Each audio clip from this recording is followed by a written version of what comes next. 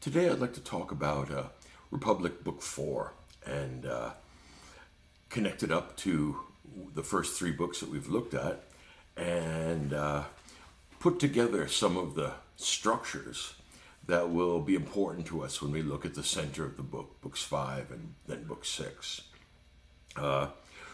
Republic 4 starts out in a very remarkable and very important question. Adeimantus breaks into the discussion that Socrates has been having with Glaucon, and he says, look, Socrates, I understand why some people might see it as advantageous to live under the kind of philosophical regime you were talking about, but however much poets may be wrong and however much injustice there may be in the world, nobody that rules a country rules it in order to become poor. In other words, if you're going to be an aristocrat, a well-born citizen, then it follows that you're going to need to have the proper amount of leisure and property and advantages and legal immunities that make the life of a ruler pleasant and attractive. He says, look, Socrates, as you described, the lives of our guardians and auxiliaries, it's a very austere life where they don't get the things that ruling elites usually expect. You know, things like villas and slaves and fine wine and good food and a host of entertainments. Instead, they get a very sort of military life, a Spartan kind of a life. And actually, that's not far fetched, because much of the idea that Socrates has developed here for his ruling elite draws upon the Spartan rather than the Athenian tradition. Remember that the Spartans, however limited they may be in their culture was deeply conservative, and it was sufficiently conservative that it outlasted the dynamic and fascinating and multivalent culture of Athens, which turned out to be too clever for its own good. So Plato thinks that there is much to be admired in Sparta, but there's also much to be criticized. In other words, he treats it the way he does Athens. And here, the liking for luxury, which, if not universal, is close to it, and which is often seen as one of the marks of an aristocrat, of a member of a social elite that dominates a particular society. Usually that's accompanied by a luxurious life within the boundaries of what that culture can offer. And without that, it's hard to see why most of the individuals in the world who are aristocrats or who are rulers, it's hard to see why they would bother to do it, why they wouldn't do something else with their time and life that's more pleasant, less onerous, and also more predictable. So for a lot of reasons, Adeimantus, who, remember, is Plato's brother and is a member of the aristocracy or gentry of Athens, like Plato himself, he expects to have things that if he is going to buy into this idea of rule by a philosopher, that it's going to necessarily require that the philosopher be offered a set of material goods and gratifications of his senses so that he will voluntarily take the position. So what Socrates turns out to be trying to do, and which we find built into this unusual colloquy with Adeimantus, it seems here that what Socrates had been doing was providing reasons why the common people, the craftsmen, the farmers, the tradesmen, and their families, he seems to provide reasons why they would like the philosophical regime he sketched out, because it would require the minimum amount of exploitation of them in a material sense. if you know Marx's idea of the extraction of surplus value, in which a ruling elite skims the cream from the GDP of a country and returns to the actual producers, the workers, only a fraction of what they produce. Well, Plato's regime is designed to be the theoretically least exploitive possible regime. In other words, the workers and the farmers and the tradesmen get returned to them the products of their labor once it's been exchanged with one another so that everyone gets what they need. They get as much back, and they get a minimum amount of what amounts to taxation in the regime in which Plato has sketched out that both the silver and the gold, the guardians and the auxiliary, will serve for subsistence wages. They don't have any private property. They don't even have any private families. So what that means then is that Socrates is really trying to talk gifted young people into changing their estimation of what is worth pursuing. And instead of pursuing bronze gratification and silver honor and status, that you pursue wisdom, which gives you the capacity to judge the true value of things and the relations between them. So, for Socrates, knowledge and virtue are going to be the same thing, and ignorance is going to be the same thing as vice. Adeimantus's assumption that every powerful, capable individual will pursue a very luxurious and ostentatious lifestyle, combining both public honor and private frivolity and entertainment and self-indulgence. He assumes that that's what rulers rule for. At this point, Adeimantus has not really thought through the idea of being an honorable silver individual. So he still has some to learn. He's showing us the stage in his mental development that he is in by the character of the question he asks. It's been some time since we've heard from him in the dialogue, where he breaks in at the beginning of book 4, is pregnant with a great revelation about how the book is structured. All right. Socrates says, look, Adeimantus, I know that you and most rulers like good food and wine and music and concubines and public honors, but consider it this way, all right? If you do that, you may move in the direction of what you think is happiness, but that's only happiness for a part. And it means that you're going to create unhappiness in a larger part, and that means in the long run, this is not sustainable.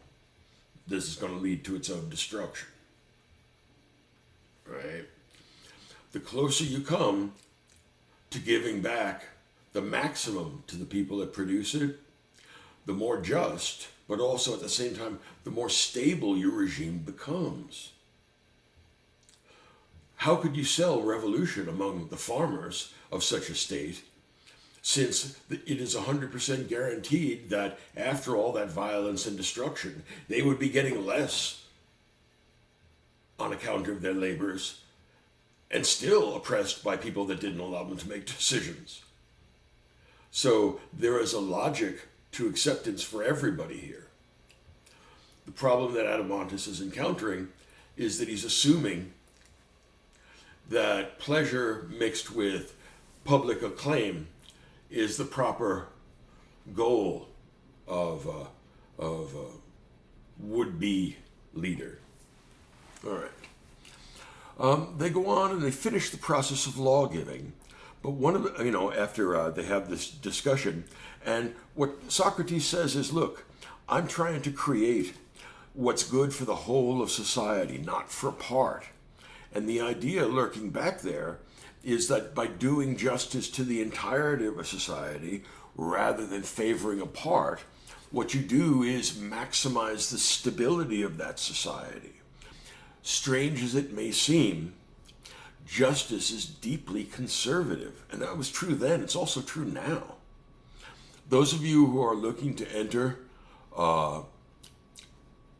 elite circles where power gets wielded and decisions get made, the most dangerous and short-sighted thing you can do is to rip people off. The closer you come to optimizing justice, the less hatred you create towards yourself and the society. You know what creates Marxist revolutions? Arrogant, indifferent rich people. You want to prevent revolution from bubbling up? Make sure you take proper care of the people that are under your care. In other words, it's important to be a shepherd rather than a wolf. And that means that elites have to find a way to restrain themselves, because powerful people restrain themselves or nobody restrains them. They don't get restrained. That generates injustice and hatred, and then their grandchildren end up with their heads on a stick. It's a bad idea. So Plato is not just looking for justice, but he's looking for one of the things that justice gives us, which will be returned later on, which is political stability and individual happiness. Everybody gets the maximum amount of the best thing that their soul is capable of carrying or absorbing. All right. So early in 4, after this interruption by Adeimantus, we talk a bit more about the laws that the good city will need. And then we begin to talk about virtues and the relationship between the city and the man, or the city and the soul. Remember that one of the basic root metaphor, or what I call one of the root metaphors or images of the Republic is the individual and the collective, the city and the man. And the virtue of a human being is justice. And a human being is just when the various component parts of their soul are in proper alignment, that they are in a hierarchical order, and that hierarchical order is conscientiously observed. So the first and most important quality is reason, and that's the reasonable part of the soul.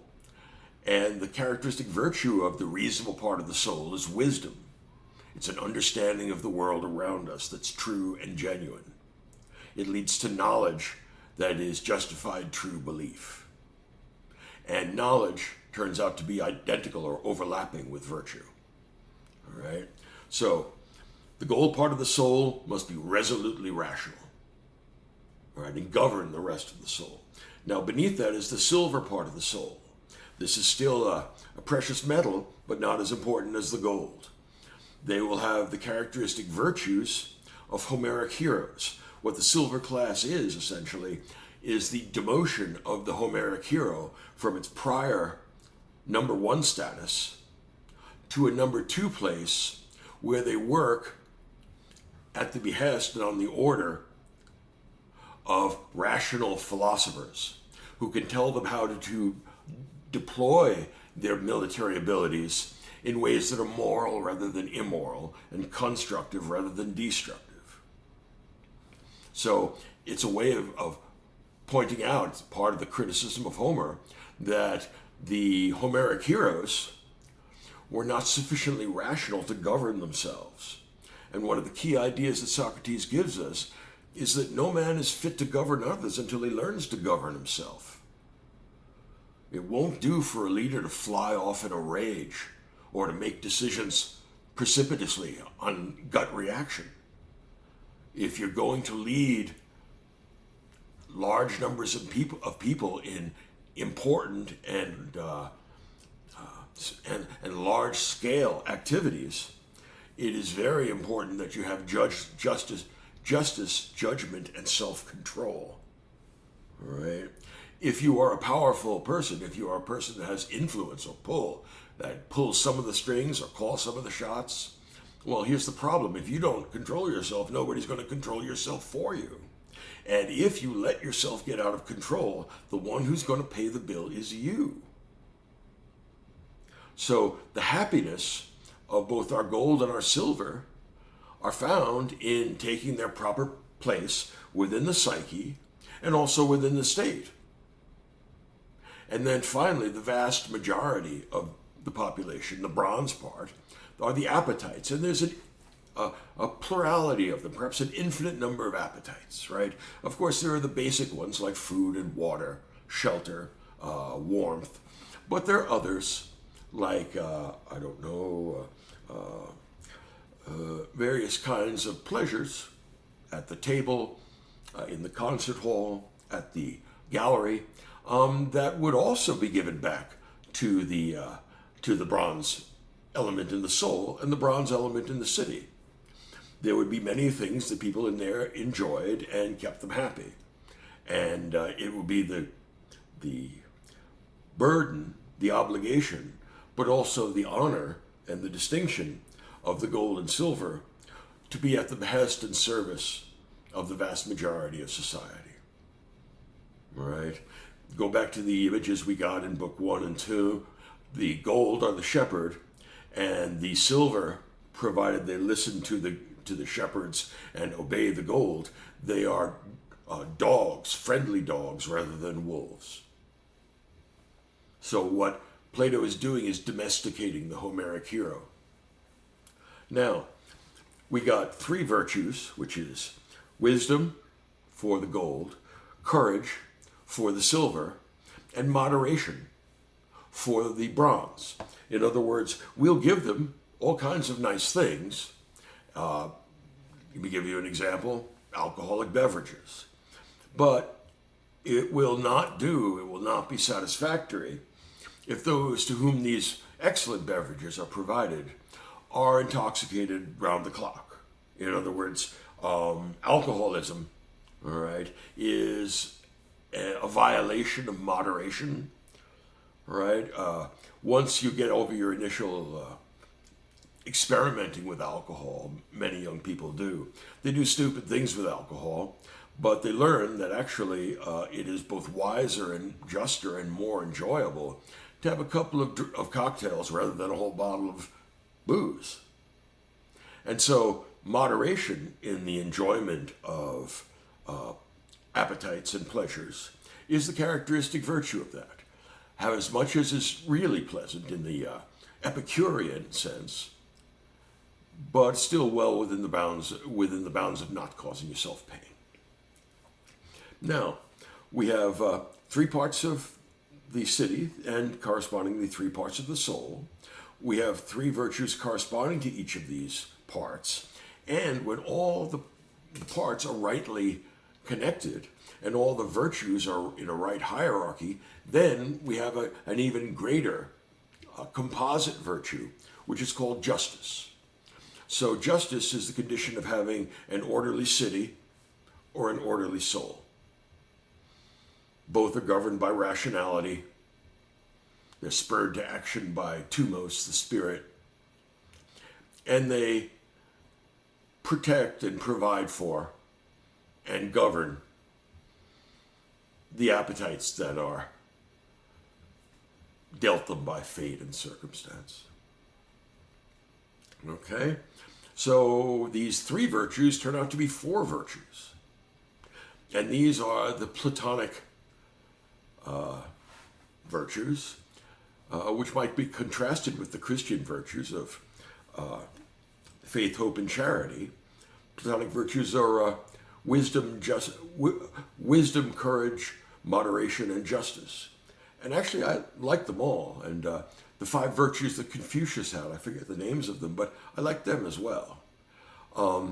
This collection of virtues carries with it, of course, a corresponding vice, a kind of ignorance about what's really valuable. So for Socrates and for Plato, it seems that we only choose what is evil if we are ignorant of what is truly good. in that sense, we're not entirely responsible for what we do or for the bad choices that we make, because it's the result, the inevitable result of a bad education. All right. Now, at this point, we've got a set of virtues, and they're on the micro and macro scale, the city and the soul, and the three parts turn out to, the psyche turn out to have four virtues, because justice is the super virtue over all of them. And at this point, Socrates wants to start talking about the opposite. You know, he's talked to us about the soul and the city, and now he wants to talk about not a good regime, which is what he's been sketching out in books 2 and 3 and 4. He wants to talk about the degenerate regimes and how they come to be degenerate, how they break down. Because Socrates' idea is that any genuinely good regime will not change. In other words, Socrates is trying, and Plato are trying to abolish history. I know that sounds like a strange idea, but for Socrates, if you were to ever get a society, or anything else for that matter, in a state of perfection, then that means that any change has to, of necessity, be degradation. But if a city is really good, or if for that matter, if a square or a triangle are really good, they don't degrade over time, they stay the way they are. Notice that students this year in high school will study Euclidean geometry, and those triangles will be exactly like the triangles you and I studied some time ago. They don't undergo any change, and that is the only way in which anything can be perfect. If you had a perfect thing and it changed, it would become imperfect. If you had an imperfect thing and it would change into perfection, well, how did this imperfect thing become perfect? Either way, this is a mess. So the degenerate regimes are actually quite complicated and lead you in a kind of path through the human soul. In that respect, this book is very much like Dante's Divine Comedy, but it also shows you at waypoints the various characteristics of human societies and human individuals. Okay, so it turns out that the improvement of human beings through dialectic is a little bit like a Rubik's Cube. You need to modify the thinking of your interlocutor in a particular pattern, in a particular sequence. Otherwise, they will not advance. This is one of the big reasons why Socratic teaching is so hard. Without ever acknowledging it, you have to be taking the sharpest, closest look at the way your interlocutor's brain works. You have to figure out what their pattern of thinking was, and you constantly have to ask yourself, without ever revealing it, what kind of a brain, what kind of thinking would make a mistake like that? It's only when you know the answer to that that you can make the Socratic move of taking him in the next direction. Okay. Now,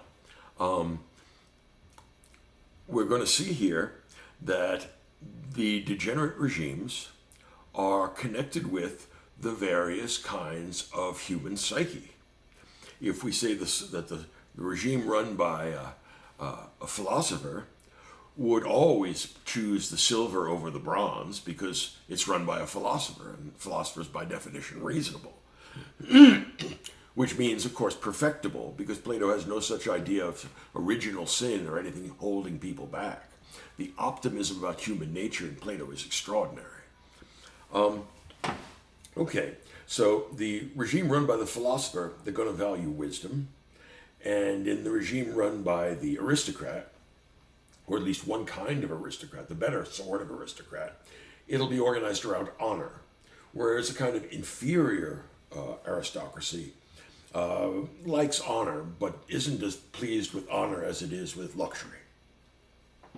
And then there's another regime in which there isn't just one thing that turns out to be the characteristic vice, but rather a plurality of things, which generally fall under the heading of freedom and equality.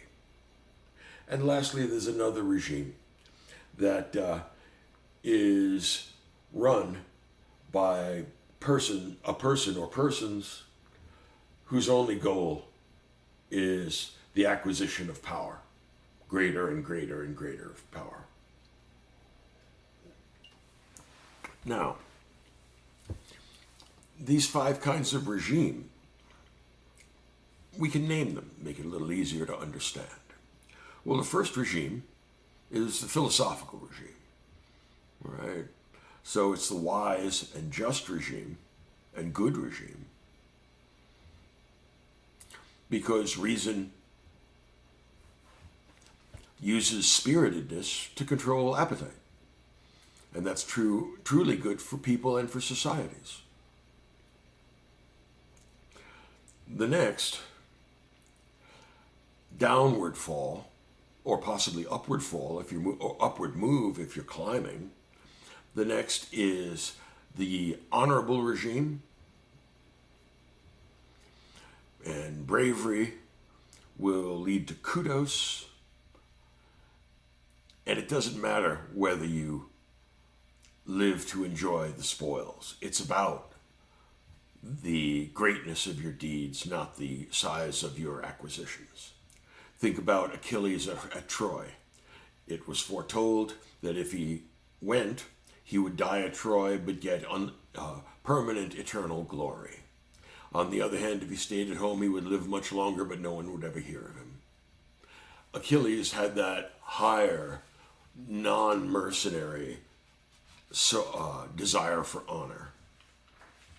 It also, we find that in the Iliad itself, when somebody surrenders to Achilles, and Achilles had to stop and think, and then just stabs the guy, says, I didn't come here to take prisoners, and I don't want your ransom, I'm just here to gain kudos by killing people. What am I going to do with your money? I'm not an accountant. And that may seem very strange to us, but it makes perfect sense if you see this as a high-minded man that wants to be known only for his military prowess. It's a primitive sort of virtue, but it's a virtue in a way. Now, below that, there we have your more commonplace aristocrats. This is somebody who is among the aristoi, the best, but not in the moral sense, or even in the kind of secular sense of virtù that Machiavelli gives us. He's more someone that has an advantageous position in public life, perhaps due to birth or some other lucky accident.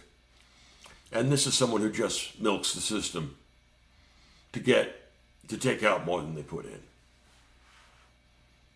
to take more than they need, because they think the satisfaction of desires, in this case the desire for pleasures and the desire for acclaim, is the best kind of human life. Beneath that, we have freedom and equality. Strange that these should go together, but if you really have freedom, what you're going to get is the equality of all things that people value and all preferences and desires. And what that means is that the characteristic goal of such a soul or society would be constantly morphing and changing. One of the characteristics of such an individual or society would be that they don't really know what they want. They want different things at different times, but it's constantly transforming, and it's not following any logical pattern. This leads to a very dangerous, but also potentially very constructive human lives and human societies. When given a great deal of freedom, there's a lot that people can do with it before they misuse it to the point where they destroy it and the society that made them possible. That's one way of thinking of Periclean Athens, right? It's about a century of the most brilliant, free, and creative people in the world who eventually outsmarted themselves, and the result was not just a failed experiment, but a crater in the ground. I mean, it was a long time after the debacle of Athens before people wanted to experiment with democracy, since it had been such a catastrophic disaster the one time it actually had been tried out. Now, you're also going to have to think about these virtues and these parts of the soul and these parts of the city, first of all, as being static, and then I can show you how these static forms become dynamic. All right, let's look at the matrix of gold, silver, bronze. Those of you who have mathematical inclinations will be able to point out to us that there are 6 possible permutations of these things. There's, starting from one side, gold, silver, bronze, gold, bronze, silver, and then there's silver, gold, bronze, and silver, bronze, gold, and then bronze, gold, silver, and bronze, silver, gold. So the 6 possible permutations, along with the 3 parts of the soul, the 3 parts, the 4 virtues. We're getting a tremendous set of mathematically regular structures in the Republic. And wait until I show you how they connect, which is actually quite remarkable. That's what's going to happen in the next book. But for now, we have these 6 permutations. But because of the way we've defined these things, it turns out that we don't really have 6 of them. In the gold section, once you have the gold on top, because it is rational and properly deployed, that means it never makes the mistake of preferring the appetites to the tumos, the spiritedness. So it never prefers bronze to gold, never prefers bronze to silver, always prefers the silver and honors the silver to a greater extent than the bronze. So what that means is the permutation that comes second, which is gold, bronze, silver, put a big X through it because it doesn't exist. In fact, there are only 5 permutations. Okay? Now, at this point, these ideas have been running through Glaucon's head, and pretty much everyone in the group is astonished and fascinated and appalled at the same time, because Plato is far and away the most radical political thinker and political writer, and Socrates was so far removed from the thinking of the average Athenian that he may have seemed to be a natural-born citizen, but actually he was a creature from another place and time, as you find out if you ever read the Symposium. So he was in disguise in a way. But to come back to this, we get the 3 parts, the 4 virtues, we get the microcosm and we get the macrocosm, we get the 5 different regimes. They're called the philosophical regime, which pursues wisdom, the timocratic regime, which pursues honor. There's the oligarchic regime, which pursues wealth. There's the democratic regime, which pursues both honor, or rather, both freedom, or the liberty, and equality. It doesn't have one focus. It is the nature of the democratic regime to be plural, where the others are all uniform. And finally, the last regime, which is the regime of the tyrant. All right, and that's bronze, silver, gold, and that is the 4th possible motive that might drive superior individuals in their quest for organizing their life and organizing their world in a way that is optimal. What counts as the best kind of life? What counts as the best kind of world? Well, our philosopher likes wisdom. Our, say, heroic, timocratic man likes honors, like military honors or other acknowledgments of excellence and superiority, like a Nobel Prize or any of the prizes that are given at the Olympics. That's the honorable individual.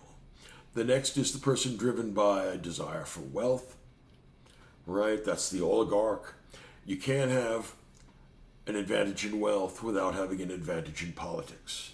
So oligarchy is connected to financial inequality, but it's more than that. It's an increased and superior access to the levers of political power. So they pull strings in order to serve the interests of themselves and people like themselves. This is in many ways like Marx's idea of a capitalist or a ruling class, not just a capitalist class. And then below that is the democracy. Now, this strikes many readers as being odd because, democracy is in some ways the touchstone by which many of us and our contemporaries look at political legitimacy. And Plato has a very dark and negative view about democracy, and he is unsparing of it. He thinks it's ruled by idiots. If any of you have seen the movie Wolf of Wall Street, well, if you had to look at those guys, including the leader of the pack that was, engaging in massive fraud and then engaged in wild frat house debauchery, the fact of the matter is here, I'd have to agree with Plato, those guys would be better off poor. I'm not joking.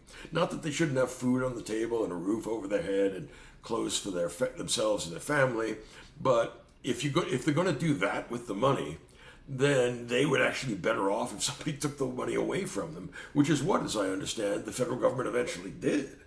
And not because it harmed them, because it harmed a lot of other people. But even if it didn't, this is really bad for them. And anyone who thinks that, wow, that's my idea of a truly great life, has a lot of learning to do. And that's what Plato's objection is. He's done that learning. He's observed democracy in action. For the first time, it got invaded by these clever Athenians. And the result was that it blew up like an atomic bomb. It caused an arrogant, foolish Athens, which was run by nitwits and half-wits and grossly immoral politicians and rhetoricians. What it did was lead to idiotic decision-making where Athens defeated itself and gave victory away to the Spartans, whose culture is primitive. So the Athenians came up with democracy, and it turns out they were too smart for their own good, that they were unable to sustain the moral virtue necessary to self-government. And the result was a spiral of injustice and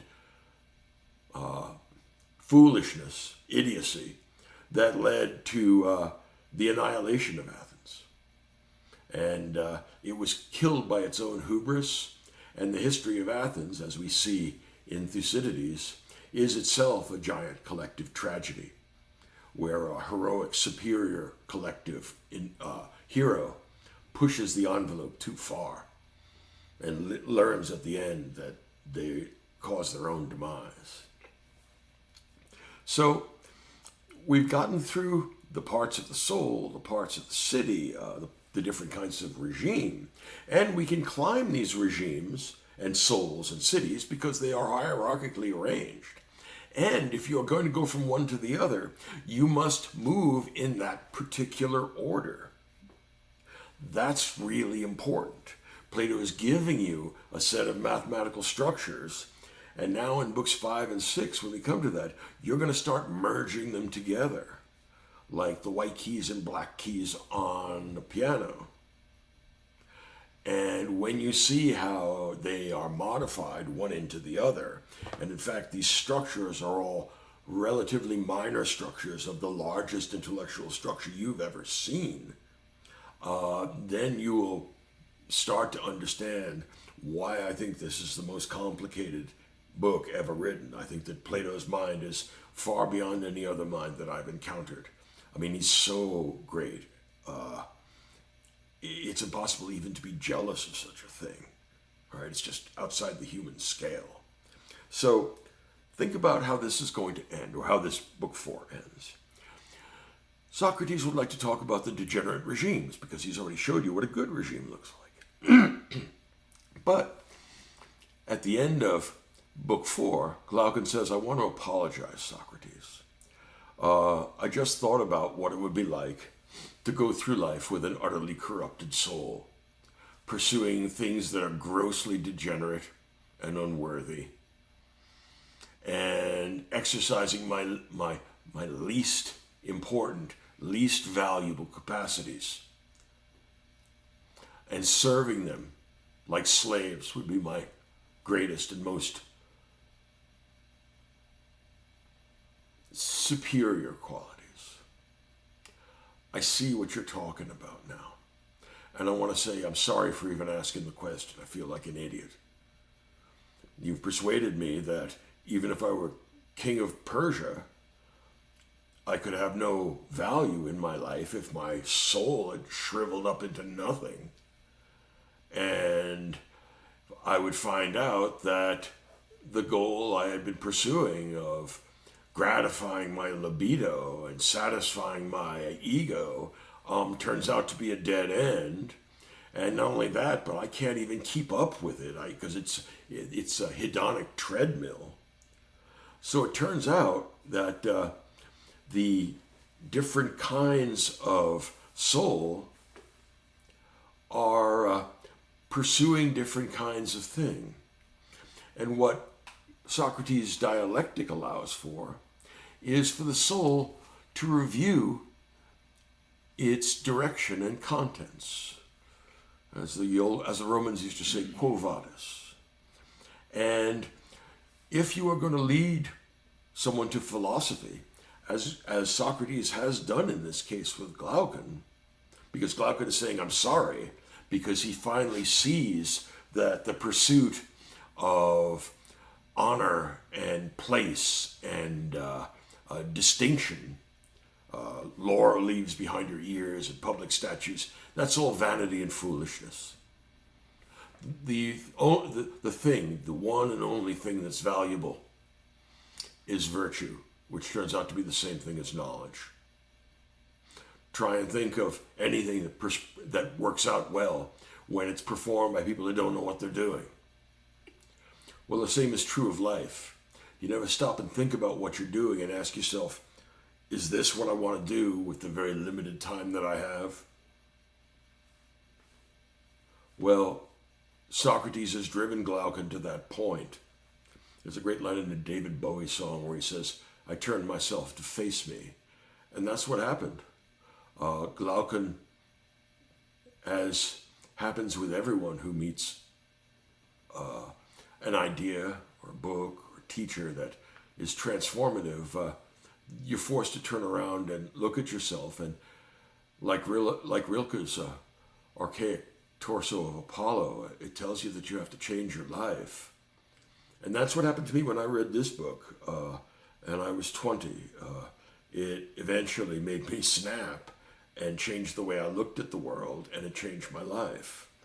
It seems that Glaucon, who's a noble young man who had real potential, has had that life-changing and sees the real value of things. He has taken that step up, and that is pregnant with the greatest significance. Remember that Glaucon is an aristocratic young man. He's a citizen. Socrates voluntarily chooses to give him time because Socrates thinks he is educable. And here, it seems that Socrates has actually done what he had hoped to do. This Socratic dialogue about the nature of virtue and the nature of justice and the nature of society has led him to see beyond the vista that he had before. He sees something else with a capital S and capital E, and he's a changed man. And now he apologizes even for the discussion, which was in grossly bad taste because it was so full of ignorance and vice that no decent man would be associated with such a thing. And so he feels not ashamed because he knows he has traded in what was worse for what was better, but he looks back on what he previously was and what he previously thought and can hardly see that that was him.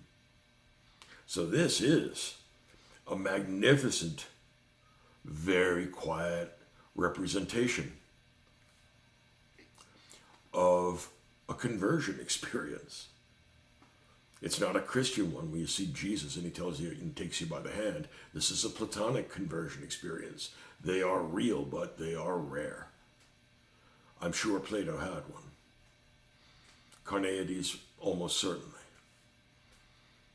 Everybody who's genuinely loved the truth ever since and has made the acquaintance of Socrates.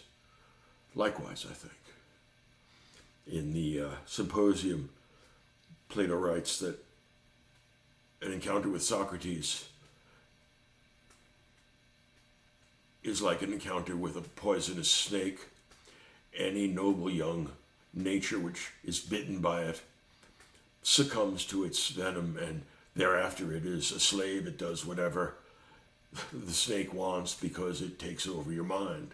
And there's no doubt that reading Plato, and it's not just Plato, similar things happen with the Bible, of course, or the Quran, where your subjectivity is transformed.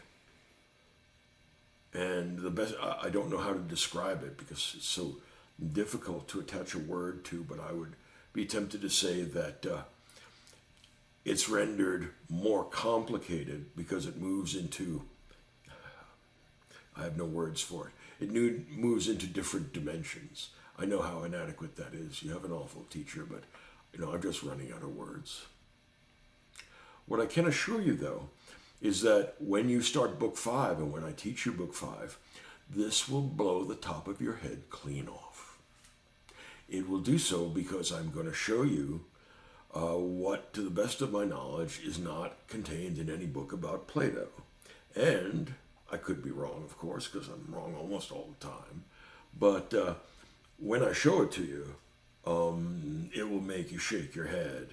And it can only make you respect Plato. Nobody expects you to agree with Plato. And the reason why nobody expects you to agree with Plato is that this is deeply anti-Platonic. If you were to say, I believe X, Y, and Z because Socrates told me so, Socrates will reach out of his grave and slap you upside the head. That is not what he's teaching you. He's teaching you how to think. He's teaching you how to ask questions, which is a surprisingly difficult thing to do. One of the things that used to break my students' hearts is that instead of assigning final paper topics, I used to insist that each of them come up with their own question and work it out, and that they meet with me during the term to try and boil their thinking down to one interrogative sentence. You would be surprised how hard that is to do, but any of you that are writers or any of you that are teachers had better learn it if you haven't learned it already. I will talk to you about book 5 and the books and the big structure the next time I get a chance to talk at length about the Republic. But for now, go back and reread this dialogue from the beginning so that you can see what I'm going to drop on your head next lecture. Bye-bye.